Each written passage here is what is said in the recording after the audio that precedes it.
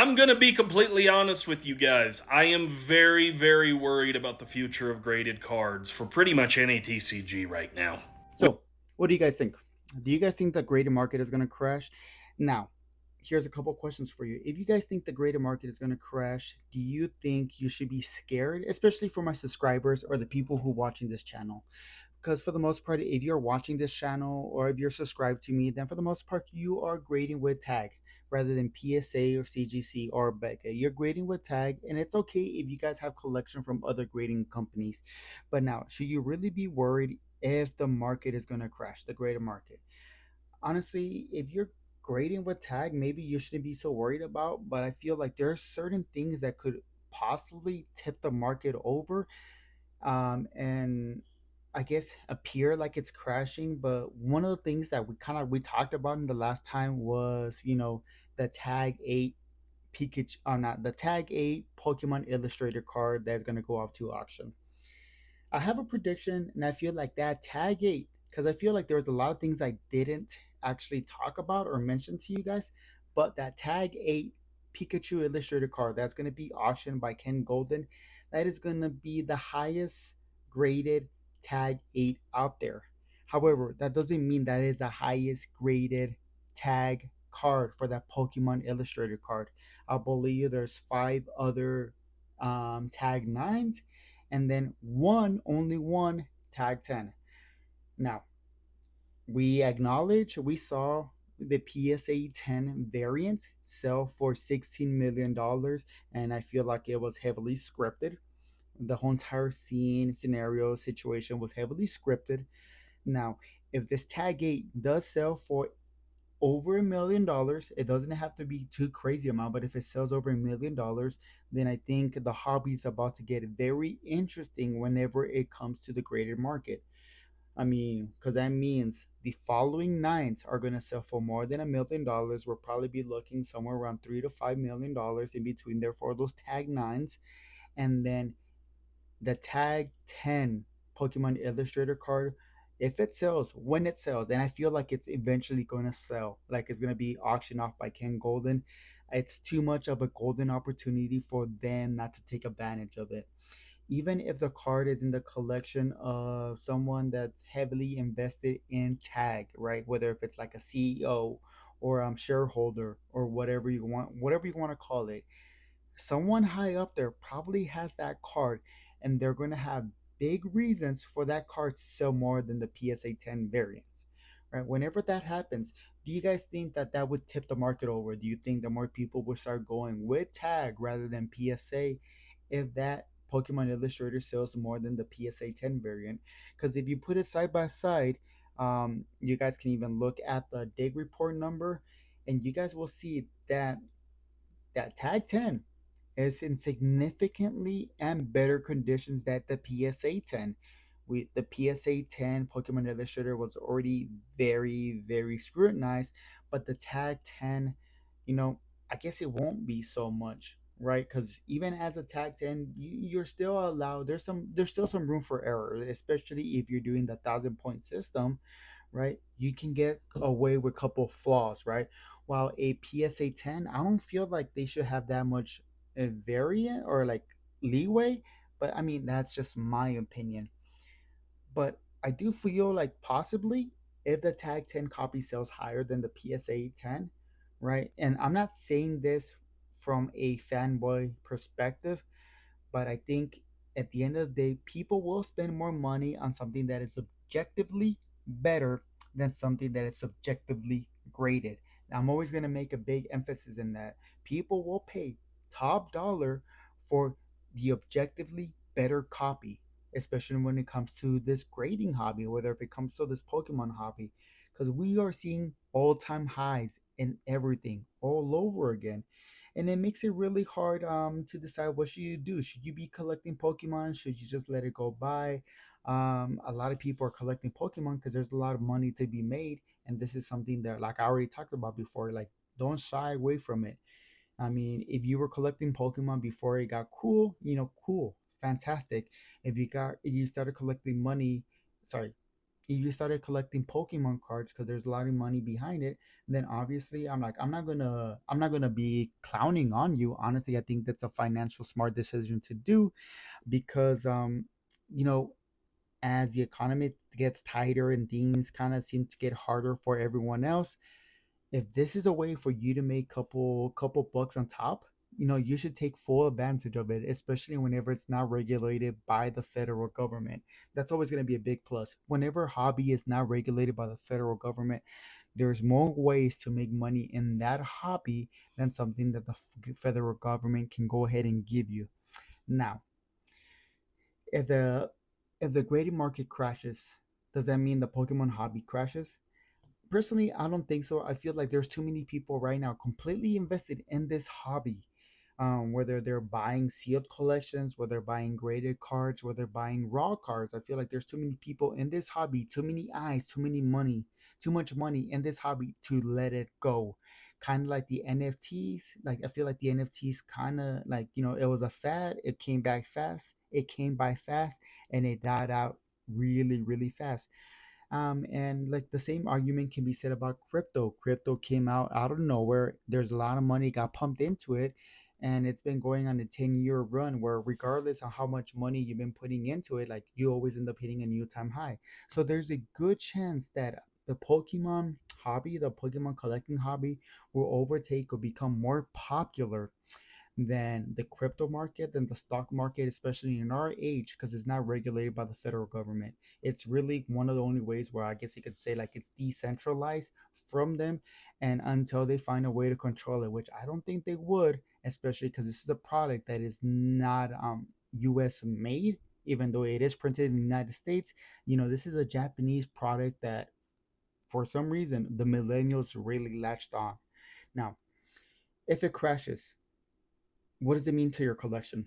Look, I know a lot of you guys right now probably have a lot of sealed boxes, a little sealed booster packs, and a lot of sealed whatever, a lot of sealed products that either you're planning of selling down the road to make like substantial gains, um, or you have whatever reasons. Now, if it crashes, does it become worthless? I don't think so. Like one of the biggest things, or one of the things that we have to realize is that this hobby is going to be as popular as we make it, and as we keep living or keep doing this hobby with our friends and family, especially with our families.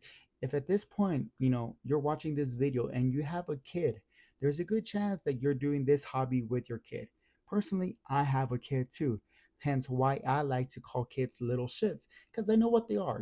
We love them. They're the love of our life. I don't see how we could be outside, like we can't be with them.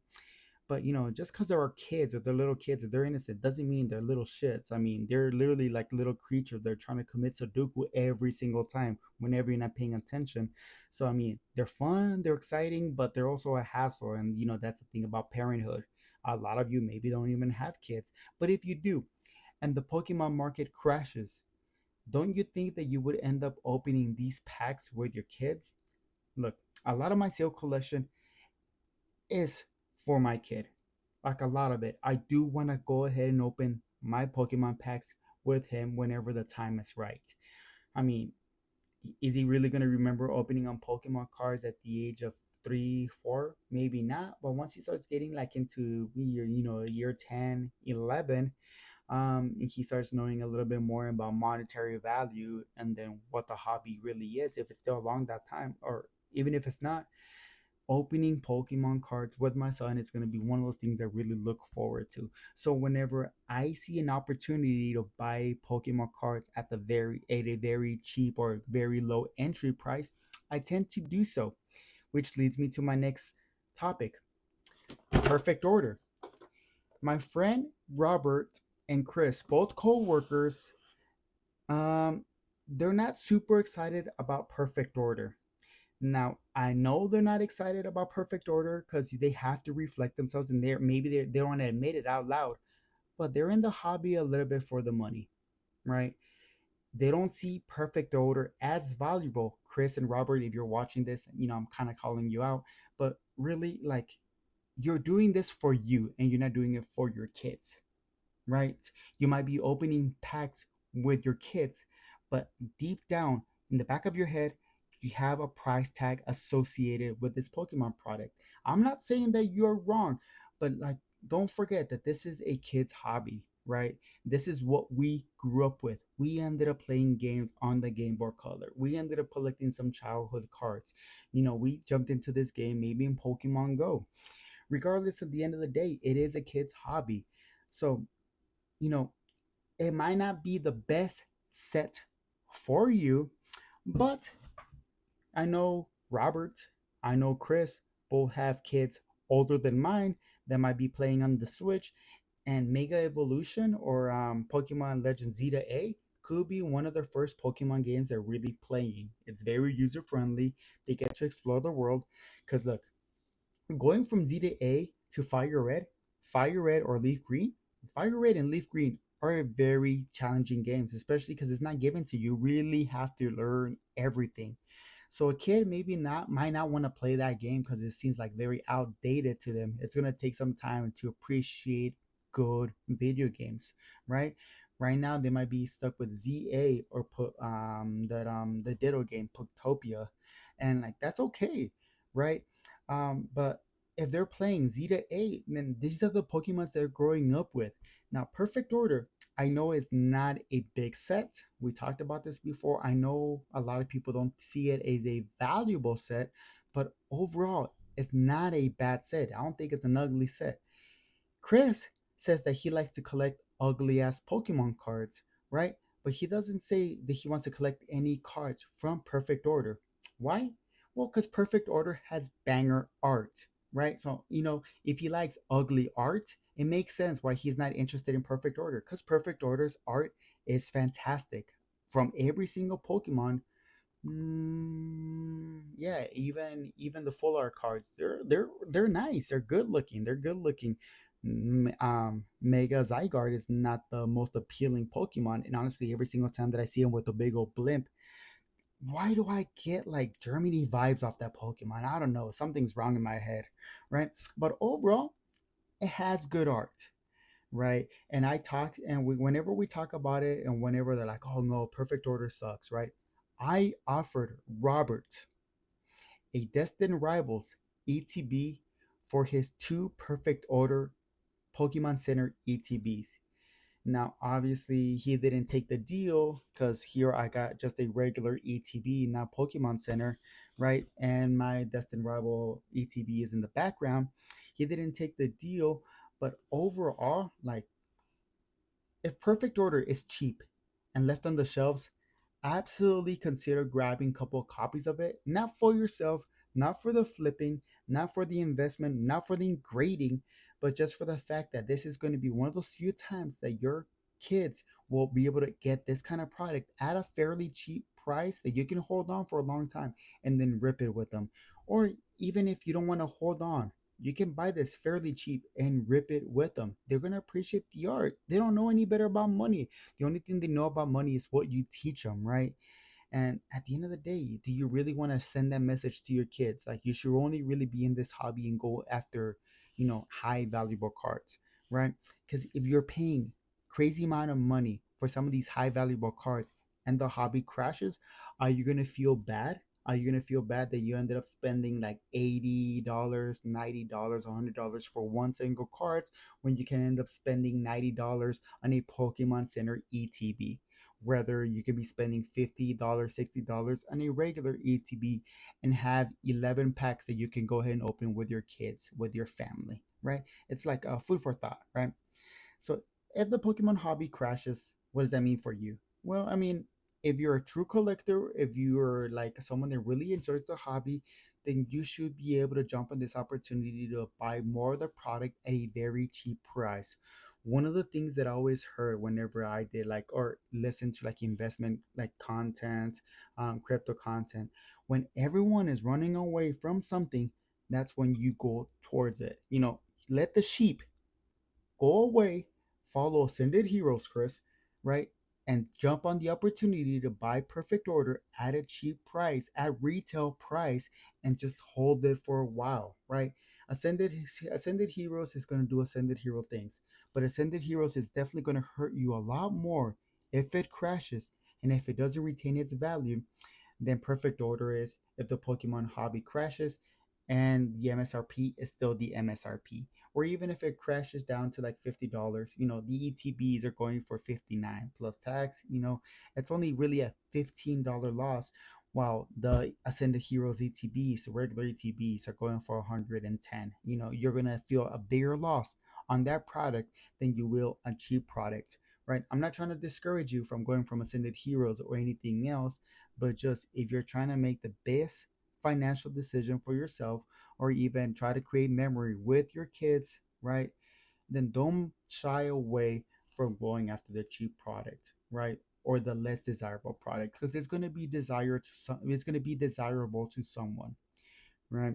One of the conversations that I always have is Perfect Order is basically the Shrouded Fable of the Mega Evolutions, but I'll probably tell you that Perfect Order is going to age better than Shrouded Fable, just because there's going to be the chase cards in Perfect Order will have a bigger attachment point than the ones from Shrouded Fable.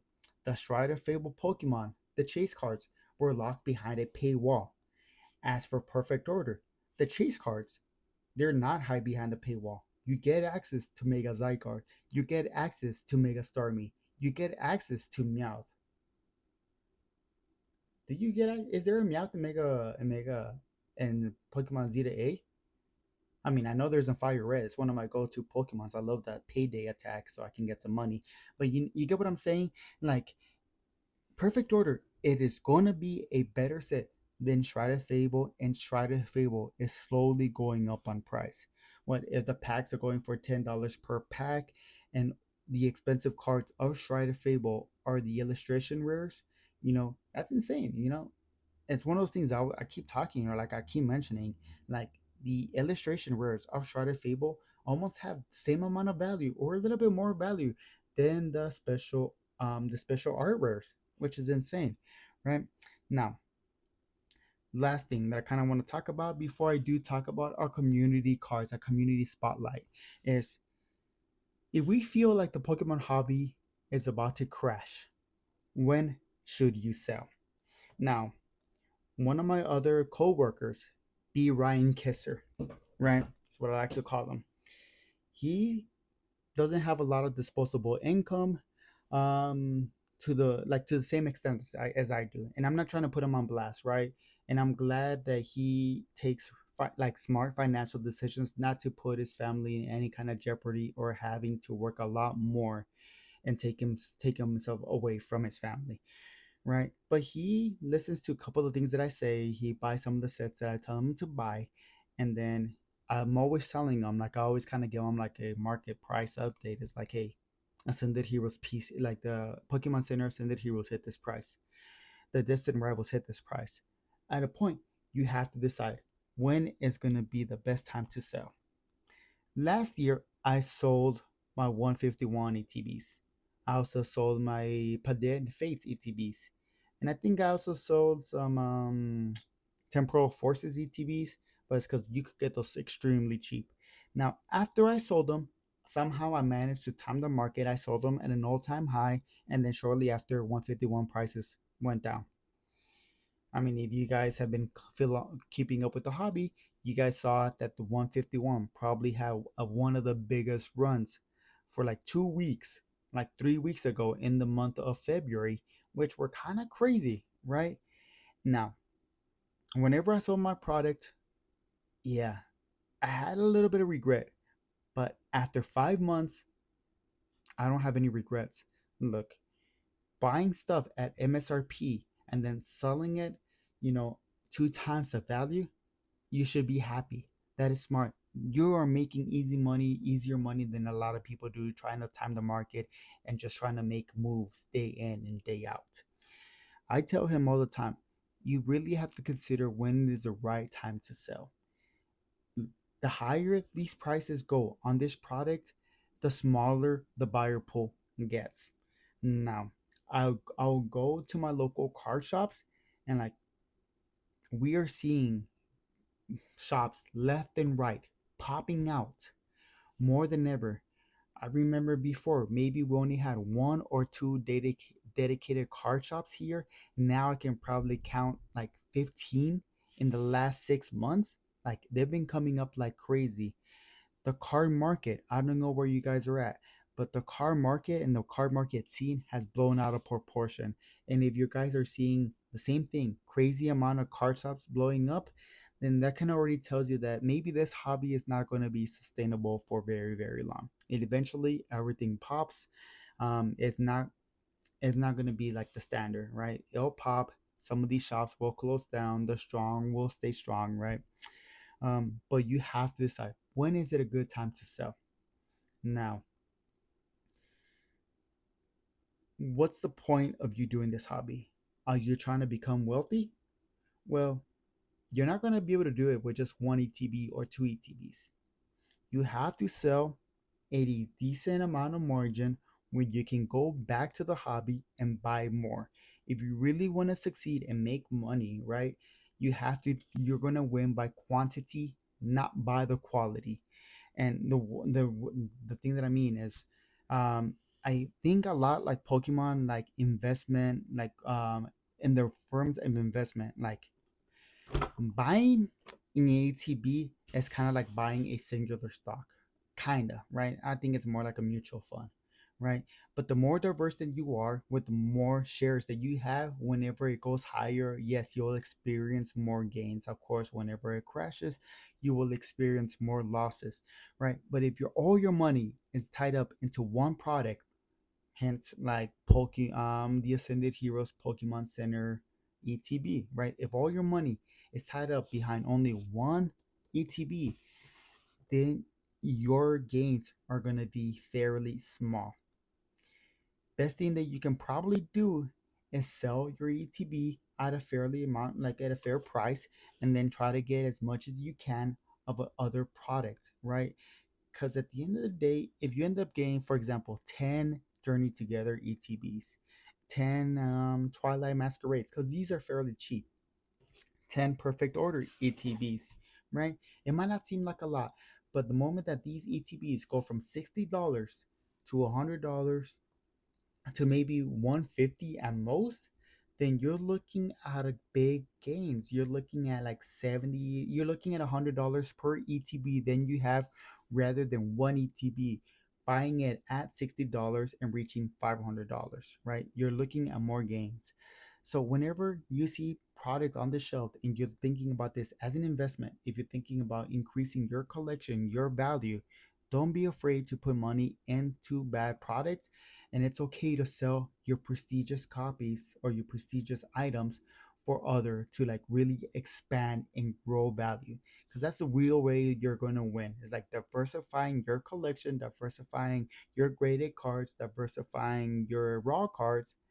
Not Oricorio, always put all your money in Oricorio from Phantasmal Flames and you guys will be fine. Now, we're finally going to get to the last part of the episodes, and always going to be my favorite part is whenever we talk about the community spotlight. Whenever we're talking about cards that our tag graders are grading because it represents them. Now, I'm going to be talking about Robert's cards because he submitted a couple cards with me, and these are his favorite, even though the grades are not there to reflect, his effort. Starting off with his favorite card, possibly his favorite card, and possibly his biggest L that he has taken, and that's going to be Haunter from the Gengar Battle Dex card. Now, whenever we're talking about Tag, Tag has graded a total of 170 copies, and that card has an 18% gem rate, seeing why this card has a crazy high raw price for what the card is. Like, don't get me wrong, the Gengar tax is real. Haunter and Ghastly will follow, but whenever we're talking about 18% gem rate through tag, like it's gonna be hard to get this card in a 10. Now, there's currently 32 tag 10s of this card out there. There are zero pristine 10s. The raw value of this card is going for around $57, and the 10 price of this card is going for around 1,200, almost $1,300. That's insane. Um, but that shows you that the Gengar tax is real. Haunter being the middle evolution. fairly popular Pokemon. A lot of people won't like never really evolve Haunter into Gengar because a lot of people who played Pokemon, at the younger ages were considered losers, so they didn't have a lot of friends to actually trade. Maybe you did. I didn't. I always got stuck with the Haunter, and that kind of sucked. So Haunter wasn't always my favorite Pokemon, but it's a very good design, and it always got good representation in the anime. Now Haunter, fantastic looking card. I really like this art, and I think it's gonna age well, right? A second card, his second card, um, is gonna be the Mega Charizard X from the Phantasmal Flames UPC. Now, this card has been graded a total of 2,300 times. This card also has a 41% gem rate to come back as a 10. There's currently 974 10s out there, and there's only one pristine 10. Honestly, with a 41% gem rate, you would think that maybe the pristine 10 copies would be a little bit more higher and maybe still five or maybe to the double digits. But no, there's only one. Now, the raw copies run you for around $40, and if you manage to get a 10, that is only going to be around $360, for a 10. Not crazy, not a crazy flip, right? But that's just because there's so many Charizard cards right now, and there's gonna be plenty of more Charizard cards down the road. Now, it's hard to say whether if these Mega Attack rare cards are gonna age good or not, but I do see a lot of people wanting to master set every single Mega Attack rare Pokemon card from the Mega Evolution era. I think that's going to be a pretty sick collection. So you have a couple copy of those. Maybe consider it grading. Um, Robert, sorry for your 8.5. But if you only have one copy of the card, it's gonna be hard for your one copy to be a 10. If you go out there, maybe try to trade for some, maybe try to buy some, sell some of your other cards, ETBs, booster boxes, and maybe get some Mega Charizard cards. I think that card is gonna age fairly well, but maybe not as good as the Oricorio EX personally. Now, for the last and final card in his collection, and that's going to be Ethan's Typhlosion from Destined Rivals. Now, I still don't understand why people keep grading Typhlosion, especially after all the allegations that Typhlosion has. This card has been graded a total of 450 copies through tag, and it has a 41% gem rate as well. Now, there's a total of 184 copies in a tag 10, but there are zero pristine 10 copies out there. You can buy this card for around $25. Try to negotiate for your best price available. And if you manage to get a 10, you can turn that $24 into almost $200. Now, Ethan, like, here's one of those things. People say they hate trainer cards, hence why Journey Together really hasn't taken off. But Typhlosion is doing fairly well. It, it's doing fairly well. Now, does that have to do with Ethan? Does that have to do with Typhlosion? Or does that have to do more with the fact that it's part of a Destined Rivals card? Now, personally, I think it has to do a lot more with Destined Rival. So if Destined Rival crashes, then I expect Ethan's Typhlosion prices to go down. Now, I feel really bad about this card because I feel like Ethan's Typhlosion should have been an SAR. It should have been an SAR. It is a starter card. It is a trainer, one of the more popular trainers that we've gotten in the Pokemon universe, right, Ethan? So honestly, I feel like this was a big missed opportunity from the Pokemon company, not making this an SAR, not making this a promo, not giving a texture, because this card would be going so hard if it had texture. But aside from that, I do think that this card is a gorgeous card. And from the Hunter to the Mega Charizard to Ethan's Typhlosion, I would say Ethan Typhlosion is probably my favorite card of Robert's collection. Now, if you have anything to say, do you think the graded market is going to crash? Do you feel like the Pokemon hobby is going to crash? Do you think that you should always hold on to your sealed product? Let me know what you think. Go ahead and drop the comment below. And like always, if you guys made it this far, really consider subscribing. I only had 6% of my subscribers who watch this, like only 6% of you guys who watch this video are subscribed. And that's kind of insane considering that some of my content has kind of been doing fairly well and you guys are kind of watching. And like I said, I'm not here to give you Pokemon market content. There's better people for that. Go watch them. I'm not here to push the PSA agenda or the CGC agenda. I'm here to just talk about the hobby and talk about tag rating and talk about Oricorio EX because that card is going to go to the moon. I already know it. So if you want to hear about stuff like that, you just want to relax, have something playing in the background to make you kind of think here every once in a while, please consider subscribing. It really it really help me, and I would appreciate it.